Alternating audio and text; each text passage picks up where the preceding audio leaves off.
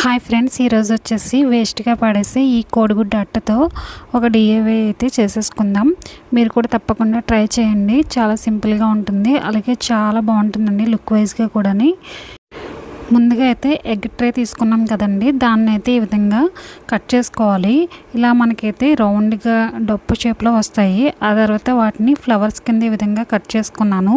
ఈ విధంగా కట్ చేసుకున్న తర్వాత ఇప్పుడు వచ్చేసి గమ్ అయితే అప్లై చేసుకుంటున్నాను. ఇక్కడ కొంచెం మనకి వంగాలండి, ఇక్కడ కొంచెం ఇలా నొక్కుంటే మనకి పెటల్స్ అయితే మనకి రెడీ అయిపోతుంది. ఇలా రౌండ్ షేప్లో కొంచెం దగ్గరికి నొక్కుంటూ ఉండాలి.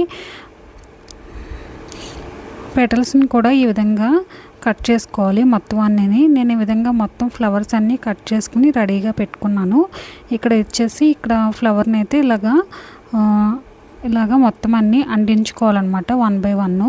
ఈ విధంగా గమ్ అయితే అప్లై చేసుకొని చుట్టూరా మొత్తం అంతా మనమైతే అప్లై చేసుకుని ఇలాగా అంటించుకోవాలి. నెక్స్ట్ ఇంకోటి తీసుకుని ఆ విధంగానే సేమ్ గమ్ అనేది అప్లై చేసిన తర్వాత దాన్ని మా మిడిల్లో పెట్టి ఈ విధంగా మళ్ళీ గమ్ అనేది అప్లై చేసుకుని మళ్ళీ ఇలా 3 times 4 times చేసుకుంటే మనకి ఫ్లవర్ అనేది పెద్దది అవుతుంది. ఈ విధంగాని ఇలా ఫ్లవర్ రెడీ అవ్వాలంటే ఈ సైజు ఒక 4 అయితే పడతాయి. మొత్తం ఫ్లవర్స్ అన్నీ ఈ విధంగా రౌండ్గా మనమైతే చుట్టేసుకుంటే గులాబీ పూలు అనేవి రెడీ అయిపోతాయి. ఈ విధంగా సేమ్ అన్నిటిని అయితే నేనైతే రెడీ చేసుకుని పక్కన పెట్టుకుంటున్నాను. Same process follow అవడమే.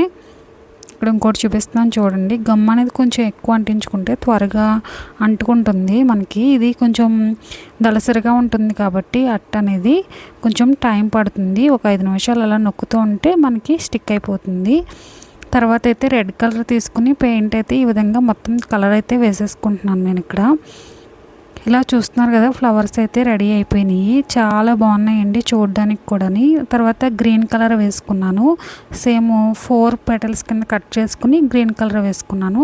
ఇలా అన్నా వేసుకోవచ్చు, లేదంటే మనమైతే కలర్ పేపర్ ఉంటుంది కదా, గ్రీన్ కలర్ పేపరు, అదైనా తీసుకుని వేసుకోవచ్చు. నేను ఈ విధంగా మొత్తం అన్నీ రెడీ చేసుకుని పక్కన పెట్టుకున్నా.